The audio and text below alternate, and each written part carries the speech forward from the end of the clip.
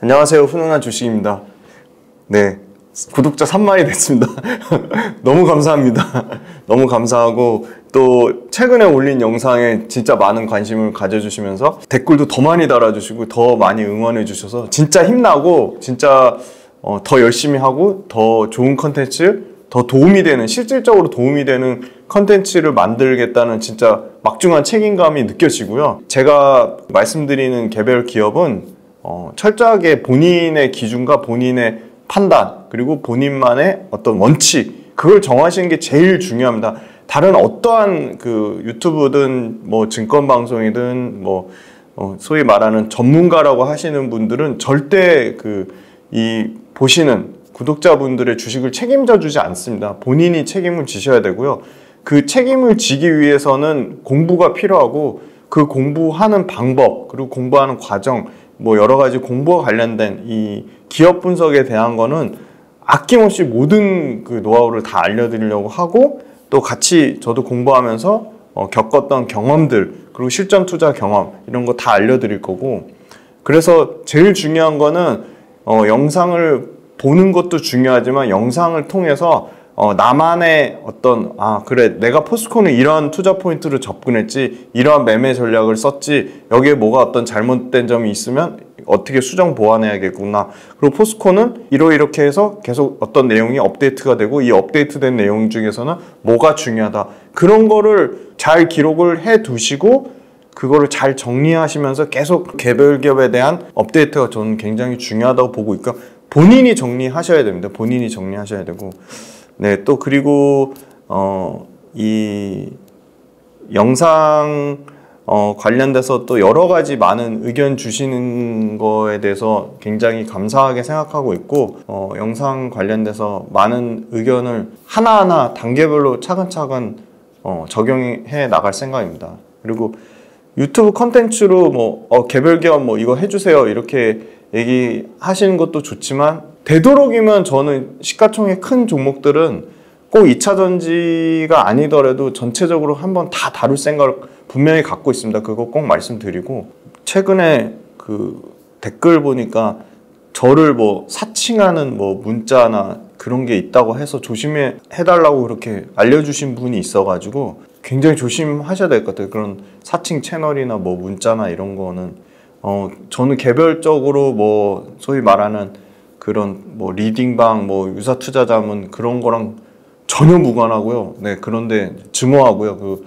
소위 말하는 뭐 문자 뭐 이런 거, 네, 절대적으로 무조건 이 유튜브 채널, 그리고 뭐 소통이 필요하면 댓글을 통해서 소통을 할 거고요.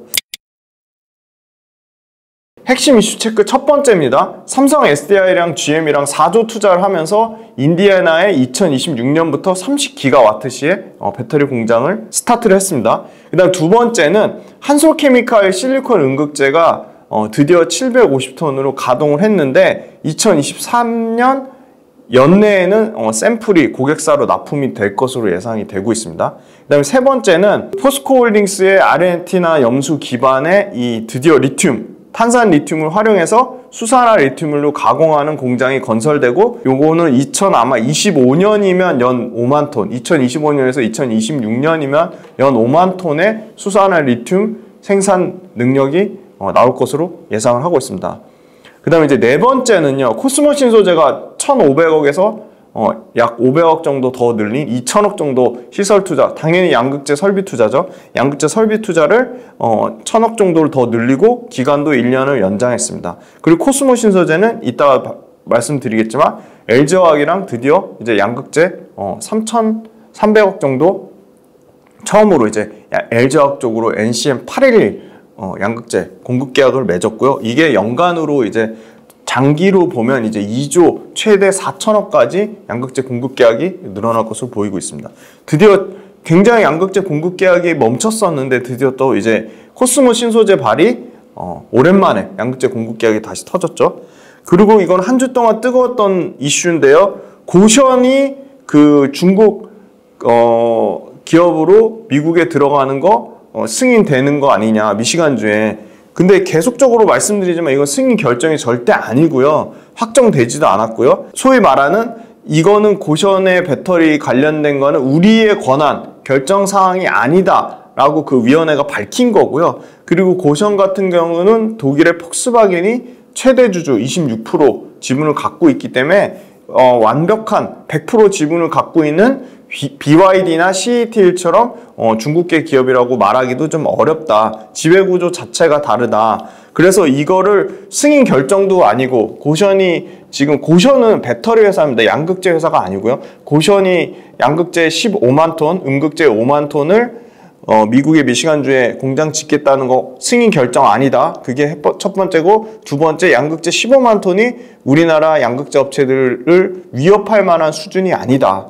그거는 규모 자체가 8년에서 10년 동안 15만 톤 짓겠다고 하는 거니까, 우리는 연에 지금 19만 톤, 에코프로비엠 같은 경우 1년에 지금 19만 톤씩 지금 캐파를 만들고 있는데 8년에서 10년에 나눠서 15만 톤 하는 것 자체가, 규모 자체가 굉장히 낮은 수준이고요. 그 다음에 세 번째는 우리는 하이니켈 양극재가 주력인데 여기 고션이 하는 건 LFP입니다. 그러니까 하이니켈 양극재 역시 위협이 되지 못한다는 거고요. 네 번째는 이걸 통해서 미국 내 중국 기업 진출 확대 해석하지 말자. 예, 미국 내 중국 기업 진출 확대 해석하는 거는 굉장히 잘못된 사실을 계속 양산하는 거라고 굉장히 뉴스에 좀 주의를 하셔야 된다. 그렇게 말씀드릴 수 있을 것 같습니다.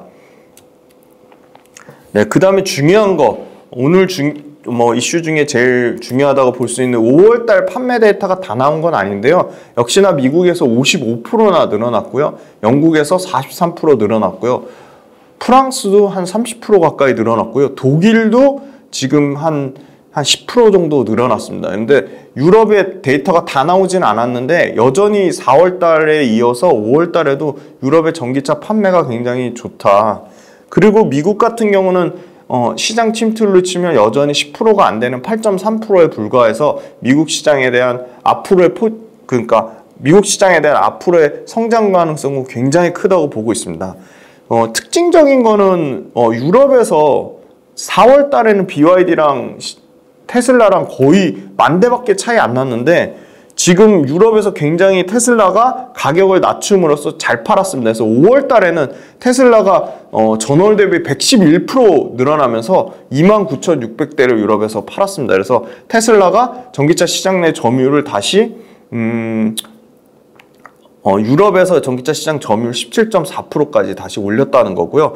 삼성 SDI랑 SK온 에코프로가 헝가리에서 배터리 더 사업 협력을 확대하기 위해서 헝가리 공장 관련돼서 배터리 사업에 대한 그 확장에 대한 기대감을 가지고 있다고 말씀드리겠습니다.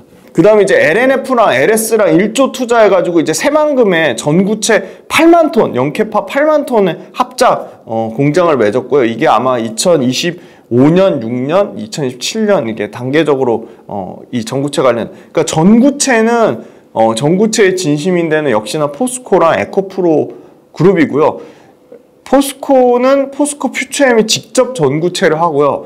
에코프로 BM은 에코프로가 전구체를 하기 때문에 차이가 있습니다. 그래서 포스코 퓨처엠이 전구체에 대한 포지션도 갖고 있기 때문에 더 에코프로 BM보다 밸류에이션을 더 받는 거고요. 당연히 포스코 퓨처엠이 더 비쌀 수밖에 없는 거고, 에코프로랑 포스코가 가장 전구체에 가장 앞서 있고 가장 전구체의 진심인데, 포스코 퓨처엠 같은 경우는 앞으로 전구체 내재화율을 최대 77%까지 가능할 것으로 그렇게 긍정적으로 예상을 하고 있고요. 에코프로는 포스코 퓨처엠보다 조금 못 미치는 한 40% 정도까지는 전구차 내재화가 가능할 거로 보고 있습니다. 그 말은 무슨 말이냐? 전구체 내재화가 되면 될수록 당연히 포스코 퓨처엠이나 에코프로 BM 둘 다 마진이 당연히 좋아질 수밖에 없는 거죠. 근데 포스코 퓨처엠이 좀 더 전구체 내재화율이 에코프로보다 20%에서 30% 가까이 더 차이가 나기 때문에 그런 측면에서는 포스코 퓨처엠의 더 포텐이나 그 소위 말하는 마진 측면, 그 다음에 성장 가능성 측면에서 더 에코프로 BM보다 포스코 퓨처엠이 더 성장 여력이 남아있다. 왜냐하면 전구체도 투자를 많이 하면 많이 할수록 밸류체인에 대해서 굉장히 강점을 가질 수 있기 때문입니다. 네, 그 다음에 이제 5월 달에 수출 데이터가 나왔는데요. 양극재 같은 경우는 수출액은 전월 대비 12% 줄은 11.8억 달러고, 그 소위 말하는 11.8억 달러까지 외우실 필요는 없는데 전월 대비 12%두 자릿수 가까이 줄었구나. 수출액 자체가 많이 줄었네. 수출량은 2.4톤으로 전월 대비 7% 정도 줄었습니다. 그래서 이 수출액이나 수출량이나 양극재의 가격이 얼마나 줄어드는지 또 아니면 반대로 얼마나 늘어나는지 그 증가율, 감소율이 중요합니다. 근데 지금 양극재는 그 줄어드는 폭이 두 자릿수로 늘어난 건 조금 경계를 해야 될 것 같습니다. 수출액 같은 경우는 이제 12%가 줄었거든요. 근데 다행인 거는 수출 가격인데요. 지금 49.6달러에서 50.1달러로 전월 대비로는 5에서 6% 정도 줄었습니다. 그러니까 이게 50불 정도 평균 정도 유지하면 그렇게 시장에서 엄청나게 우려할 정도로 가격이 빠진 건 아닙니다. 그리고 4월에서 5월까지 누적 수출액, 요거는 금액을 조금 기억해 두시면 좋을 것 같은데요. 4월에서 5월 합산 누적 양극재 수출액은 3.3조, 그러니까 3조 3천억으로 2, 3월 누적보다 증가했습니다. 그리고 가격에서 유일하게 대구만 증가했는데요. 그 특징적인데 대구는 역시나 LNF죠. LNF가 완성차량으로 판가 계약 구조를 변경해서 LNF의 판가, 그러니까 LNF가 파는 양극재 가격만 판가가 올라갔습니다. 네, 그 다음에 이제 탄산 리튬 가격이 5월달보다 지금 6월달에 2배, 그러니까 100% 정도 상승했는데 요게 국내 수산화 리튬 수입 가격, 국내 수산화 리튬 수입 가격에 2개월간의 시차가 존재하고요. 그리고 이제 양극재 수출 가격이 이 수산화 리튬 수입 가격을 또 추가적으로 양극재 수출 가격이 더 2개월을 더 추가로 더 후행해서 반영됩니다. 그러면 앞에 국내 수산화 리튬 수입 가격이 탄산 리튬 가격 반영되는 거 2개월, 수산화 리튬 수입 가격이 양극재 수출 가격에 반영되는 거 2개월, 총 4개월의 시차가 존재합니다. 그러면 5월 달에 반영한 탄산 리튬 가격이 100% 올랐잖아요. 그게 당연히 수산화 리튬 가격에 올라갈 거 아니에요. 그러면 그게 언제 반영되느냐? 9월 달에 반영이 됩니다. 그러면 9월 달에 양극재 판가는 굉장히 좋아질 거라고 보고 있어요. 왜냐면 탄산 리튬 가격 100% 오른 게 수산화 리튬 가격에 이제 시차를 두고 반영이 되기 때문에 양극재 판가는 아마 2분기까지는 안 좋고요. 3분기부터는 정상화돼서 4분기에는 완전히 이익률이 양극재 관련돼서 회복이 될 거라고 보고 있습니다. 그리고 LG에너지 솔루션 같은 경우는 그 첨단 생산 세액 공제 1,000억 정도 1분기에 받았는데 이게 연간으로 확대되면 한 8천억에서 1조까지 현금으로 들어올 거라고 보고 있고요. LG에너지 솔루션 같은 경우는 현대차하고 테슬라 상하이 4680 배터리에 대한 캐파 확장에 대한 기대감을 가지고 있습니다. 최근에 포스코 퓨처엠의 수주가 가장 좋은 이유는 양극재 중에서 가장 잘 팔리는 NCM 811, 니켈 80%, 코발트 10%, 그 다음에 망간 10%, 이 NCM 811하고 NCA 중심으로 수주를 받았기 때문이고요. 포스코 퓨처엠 다음으로 NCM 811과 NCA를 잘하는 에코프로비엠도 추가 수주가 분명히 지금 4월, 5월 두 달 동안 계속 썰만 나오고 있는데 에코프로비엠도 신규 수주가 이제 나올 시점이 됐다. 그래서 에코프로비엠 여러 가지 회장 구속 이슈도 있었지만 최근에 그래도 안 빠지고 견조하게 버티는 거는 앞으로 나올 수주 기대감은 에코프로비엠이 제일 많이 가지고 있다. 그렇게 보고 있습니다. 그리고 하반기에 실리콘 음극재 적용 차종이 분명히 늘어날 걸 보고 있는데요. 지금 현재 2종에서 3종 정도 차종이라면 하반기에 적용되는 차종만 7종에서 9종 정도 신규 차종이 적용될 거로 보고 있어서 실리콘 음극재랑 그 다음에 실리콘 음극재의 부피 팽창을 고온에서 부피 팽창을 방지해주는 이 CNT 도전제, 분산제 역할을 하는 나노신소재라는 기업이 최근에 많이 빠지긴 했지만 나노신소재 기업의 성장성은 여전히 견고하다고 말씀드리겠습니다. 네, 이거는 양극재 수출 데이터인데요. 5월달 데이터에 보시면 이거 어딘지는 아셔야겠죠. 대구는 LNF입니다. 포항은 에코프로비엠하고 포스코 퓨처엠입니다. 청주는 LG화학이 있습니다. 그죠? 그럼 청주의 5월달 데이터를 보면 전월 대비 수출액, 수출량 모두 줄었고 가격이 8%가 빠졌습니다. 그 다음에 대구만 아까 올랐다고 했죠. 대구는 가격이 7% 올랐고요.